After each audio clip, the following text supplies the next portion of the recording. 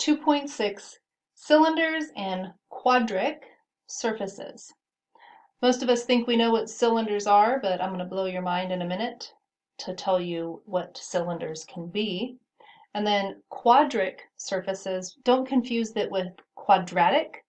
Quadratic is something that we learned back in algebra class, but quadric is a little bit different.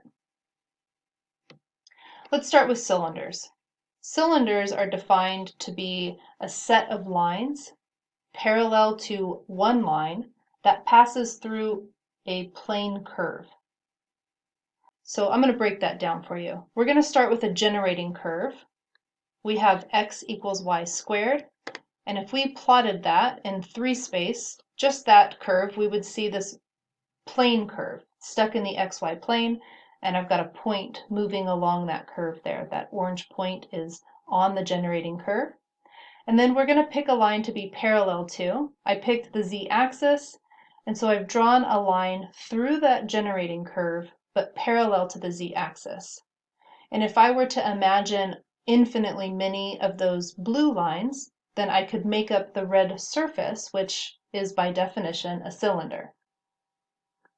Now, most of us think of a cylinder like a soda can, but not all cylinders look like that.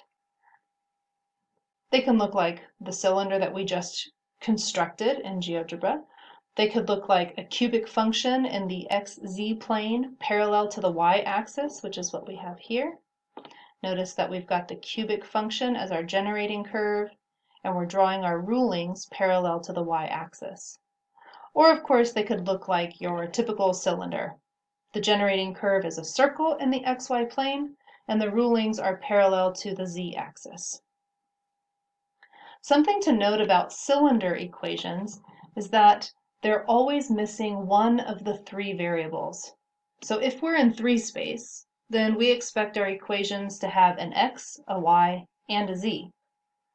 But if we look at the equation of a cylinder, like the one that we're looking at here, it's missing one of those letters. Here we're missing z, and it's no coincidence that z is the axis that we're parallel to.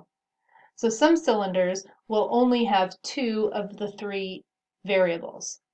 It's not always the case, but that is a good rule. If you see an equation with only 2 variables and you know that it's supposed to be plotted in 3 dimensions, you know it's going to be a cylinder. And it'll be parallel to that missing variable. Quadric surfaces, on the other hand, have a different equation standard form. Quadric surfaces always include x, y, and z, and each of those variables could be quadratic. So here I have graphed the equation with x squared over 2 squared plus y squared over 3 squared plus z squared over 5 squared, and I'm saying that that's equal to 1. So this is an example of a quadric surface, and we see it graphed on the screen. It looks kind of like an oval, but it's 3 dimensions. Oval is actually a 2D object. So it kind of looks like a squished ball or a stretched ball. Now, once we have that graphed, we know what it looks like. But if we don't have a graphing tool available to us, we can still figure out what the surface looks like based on the equation. And to do that, we'll use something called traces. Traces are basically cross-sections of these 3D surfaces, so they show us the 2D cross-section of a 3D surface. Here, the blue plane is x equals 0. In other words, it's the YZ plane. It intersects our surface and it creates a curve on the surface. That blue curve that's traced on the surface, that's our trace. This green plane is the y equals 0 plane. In other words, the XZ plane. The green curve here represents the intersection of our surface and the XZ plane. That green curve is our trace. And then lastly, the orange plane here is the z equals 0, or the xy plane.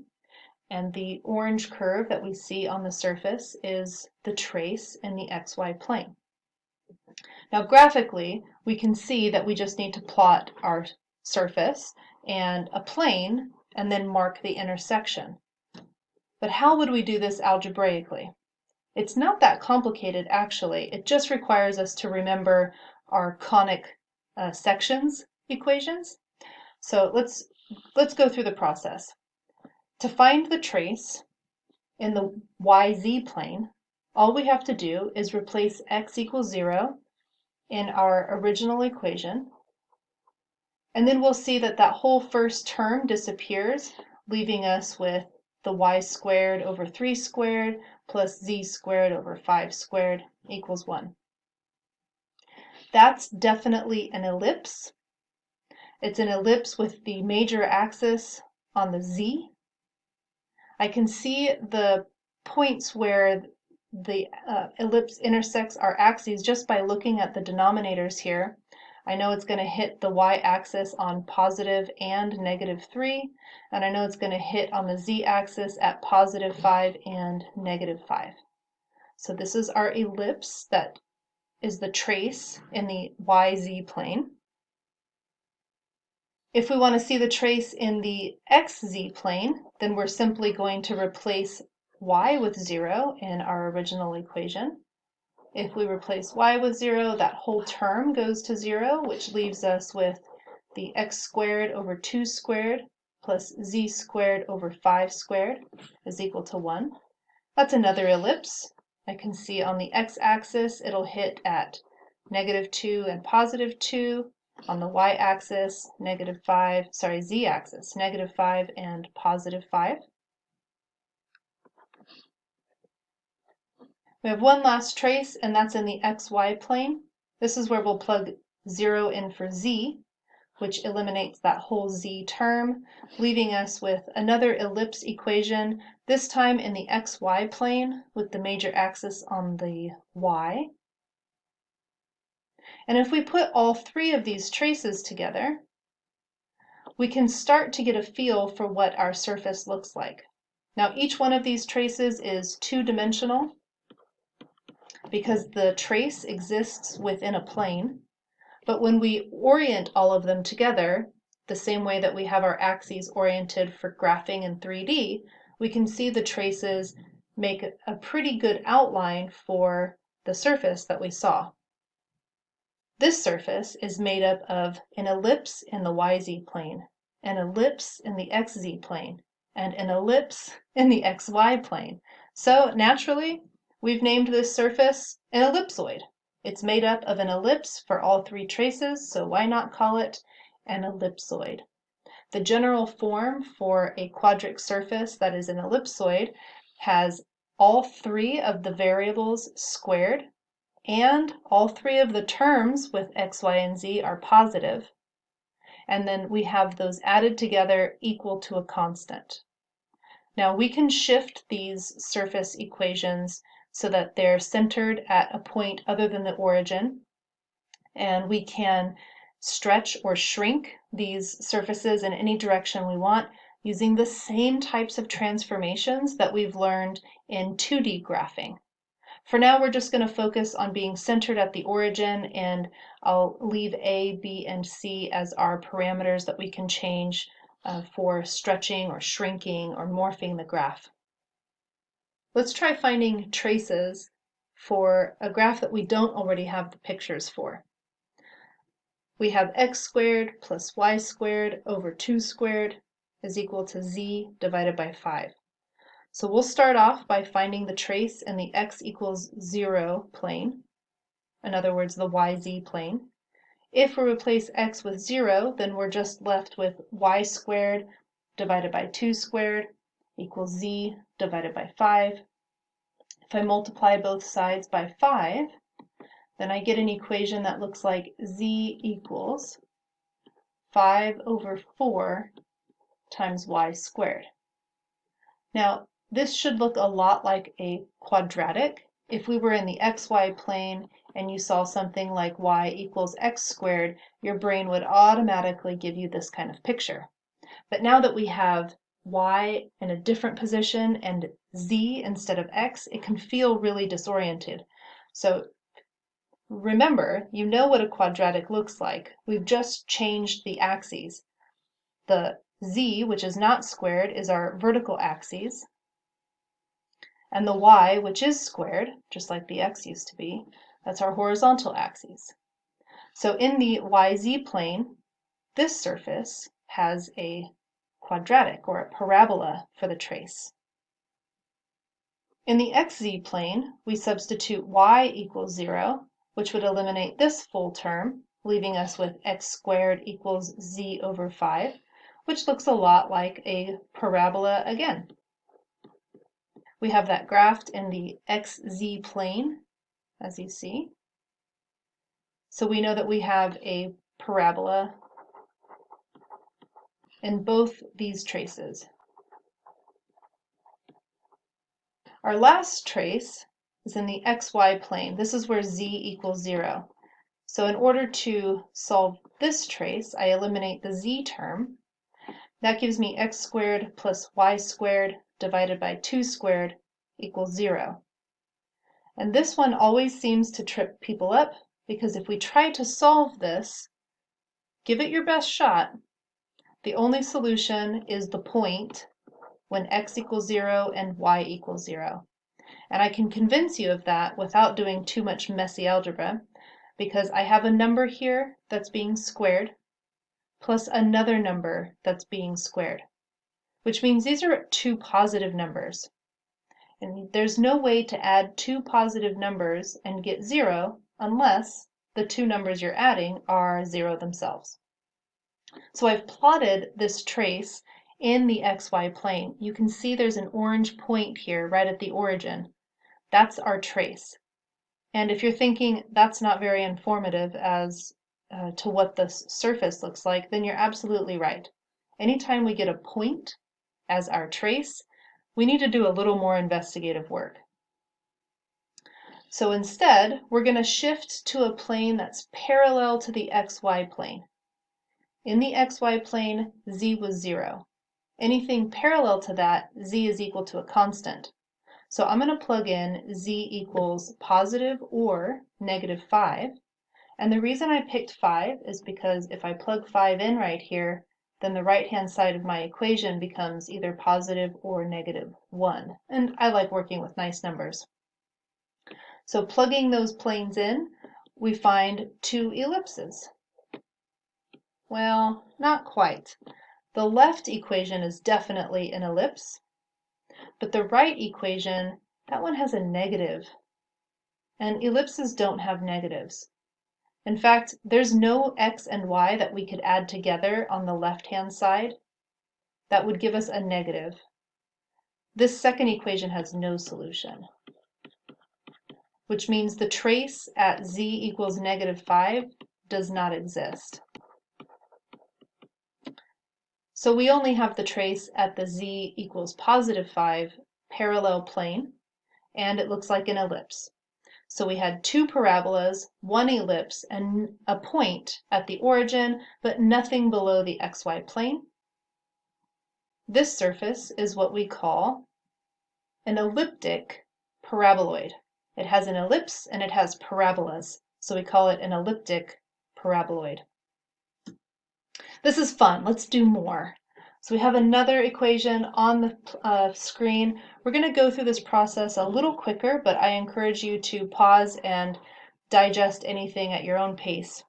So we're going to start with the trace in the x equals 0 plane. That's going to eliminate the x term from our equation. The result is a hyperbola. I can tell it's a hyperbola because I have two variables that are squared and the difference between them, and it's equal to 1. So I have a hyperbola here, and we've graphed it on the screen. Now let's try the y equals 0 plane. That would eliminate this middle term, again resulting in a hyperbola. Now let's try the z equals 0 plane. When I plug z equals 0 into our equation, we're actually left with an ellipse. So we have a hyperbola, an ellipse. A surface that matches this description is called a hyperboloid of one sheet. We have hyperbola, ellipse. We call that hyperboloid of one sheet. You're probably thinking, hyperboloid of one sheet. What about hyperbola of two sheets? Well, it'll come, don't worry. Our next surface, notice we still have x, y, and z, each of them squared, but now some of them are negative. So we have two of our squared variables are negative terms. We do still have a constant, and we have z squared, but it's positive. So let's see what happens with these traces. If x equals 0, our middle term is gone. We get a hyperbola. If y equals 0, then this y term is gone, and we get another hyperbola. If the z term is 0, well, actually, if the z term is 0, this equation can't be solved. And let's convince ourselves of that. We have two negative terms that are being combined to equal a positive 1. That's not possible. So if we are computing a trace, or trying to find a trace, and we get something that's not possible, then we need to shift away from the coordinate plane that we're looking at and find a parallel plane. So z equals 0 was not useful. Let's shift away to z equals plus or minus a constant. And let's think about what kind of constant we want to plug in here. Last time we picked 5 because plugging 5 in gave us a 1 in the z term. The same thing happens here, so let's try it. If we plug in plus or minus 5, then we get the two resulting equations. And each one of these actually gives us a solution that looks like a point.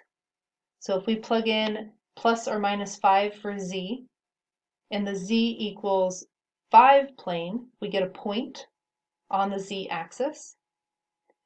In the z equals negative 5 plane, we get a point on the z-axis. So from this 2D picture, we can see the points, but we can't really tell that they're on the z-axis. I guess you can, that's what the blue thing's for. But points aren't that useful either. So we want more than just a point, so we should try other constants for z. We picked 5 because that would make this term equal to 1. But what if we picked bigger numbers than 5?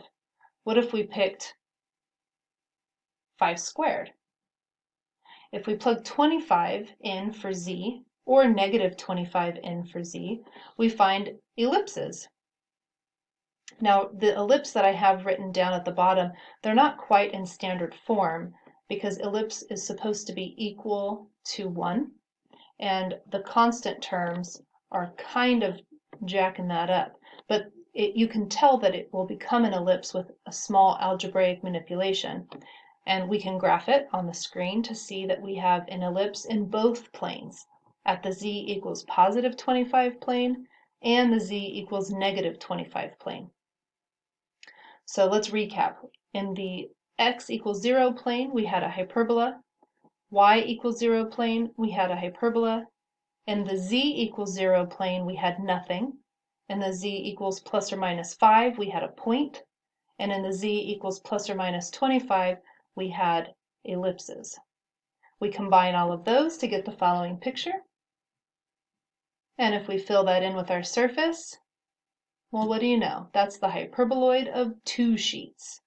So it's very similar to the hyperboloid of one sheet, except for you can see that between these two cone-looking objects, there's a space that is not included in our surface. Ooh, there's more. Let's go. X equals 0 plane. That eliminates this term. If we solve this equation by square rooting both sides, we get y is equal to plus or minus z times a constant, which means we have two intersecting lines.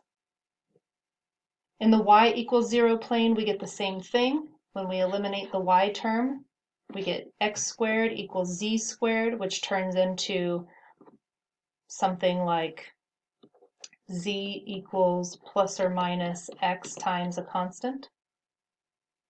And then in the z equals 0 plane, we eliminate the z term. The only way for that to be true is if x and y are equal to 0. So we get a point, which means we need to shift to a parallel plane, like maybe z equals positive or negative 25. If we pick z to be positive 25, then we end up with an ellipse.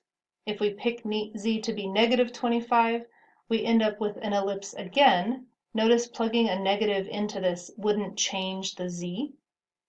It wouldn't change much because we square it, so it would come out positive.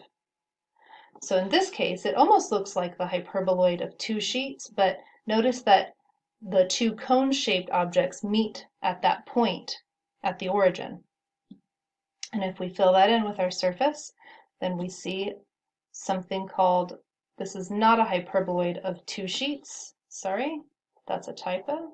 This is a cone. With an elliptic cone, we have x squared and y squared on one side of the equation and z squared on the other side. And notice there's no constant term. I don't have like a +1 or anything like that. It's only the variable terms and nothing else. I saved the best surface for last. This equation has x, y, and z. X and y are both squared, but x is a negative term. Z is not squared. And this type of surface, the traces can be very tricky. So we're going to look at them one by one. If we plug in x equals 0, then we get a parabola, which is not that impressive.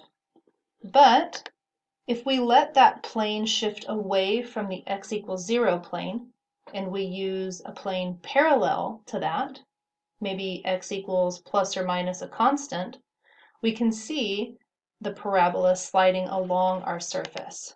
It's a downward shaped parabola, and it's sweeping along our surface. If we were to use a y equals 0 plane, and then shift away from that to a parallel plane, we could see an upwards facing parabola. So in the last plane, we had a downward facing parabola. Here we have an upward facing parabola. And once you see it on the surface, it seems pretty simple. But if you were to think about the two traces that we have so far, we had a downwards facing parabola, and now we have an upwards facing parabola. That's not a whole lot to go off of. So for this surface, you need multiple traces, not only in the coordinate planes, but we have to shift away from the coordinate planes to look for more traces. And here's the trickiest of all the traces for this surface. It's the trace in the z equals 0 plane, which gives you two intersecting lines. So if you think about that, we have our downward facing parabola from the x equals 0 plane, our upwards facing parabola from the y equals 0 plane, and then two intersecting lines. This does not look like a surface. I don't really know how to connect those things to make a 3D surface. It looks like a hot mess. So that's why we need to shift away from the coordinate planes and look at planes parallel to them. Here we can see that I'm using a positive and negative value, a constant, for a plane in the parallel to the xy plane, and we can see the traces that are formed on the surface. They're two hyperbolas. Above the x-axis, the hyperbola is opening along the positive x-axis. Below the xy plane, the hyperbola is opening on the y-axis. And as I bring the planes closer to the origin, we'll see that they start to change the curvature of the traces, and they turn into two intersecting lines.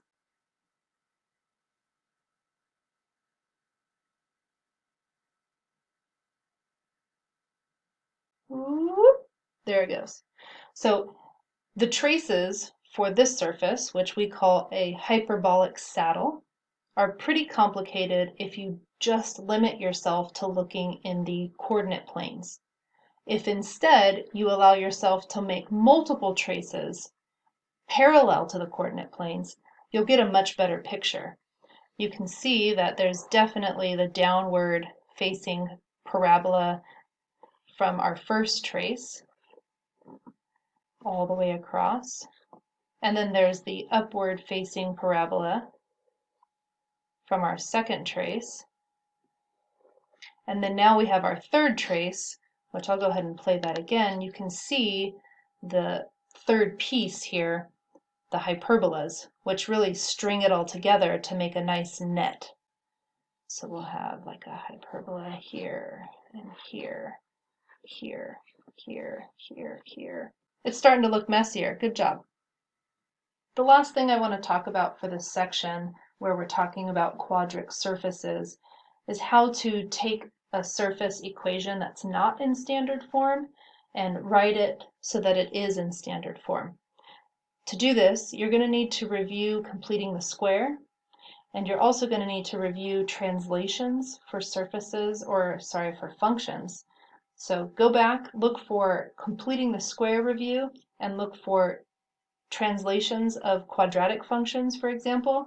You'll be able to manipulate these equations to look like the standard forms that we just went through, either an elliptic cone, elliptic paraboloid, the hyperbolic paraboloid, which I call the saddle. All of those equations have their standard form. So you can make these equations look like those by doing things like completing the square or dividing things off. So for example, in this first one, this doesn't look like any of the terms or equations that we just went over, but if we divide by 144 on all of our terms, then we get equal to 1, which is what we want for our standard forms. And then we can simplify 16 over 144. They've got some common factors there. That's going to simplify to 1 over 9. In other words, that term turns into z squared over 3 squared. 9 and 144, they also have some common terms. That's going to simplify to 1 over 16, or y squared over 4 squared. And then 16 over 44, we already said that turned into 1 over 3 squared. So that would look like x squared over 3 squared again. So even though the equation didn't start off as something that we can recognize as one of our quadric surfaces, with a tiny manipulation, we can see that it is a quadric surface. And to identify it, we just need to look for, I just noticed I have x cubed. That should be squared. We just need to look for an equation with all three variables squared and positive, including a constant. So if we go back through our textbook, on page 221, there's a table that has all of the equations there. It talks about the traces, and you'll see that this is definitely an ellipsoid based on the fact that it follows the standard form for that equation. So for this next equation, part 2, we would need completing the square. And my clue for that is that I have x, y, and z are all linear terms. So I would complete the square between the x terms, complete the square between the y terms. I don't have a quadratic term in z, which means that really narrows my choices for what this surface could be. It's either an elliptic paraboloid or a hyperbolic paraboloid, what I call a saddle. And then for this last one, you can see that x doesn't have anything to complete square with, neither does y, but z does. So we have x, y, and z are all squared terms. We also notice that z is negative. So we would look through our list and see if we can transform this using algebra into one of the standard equations.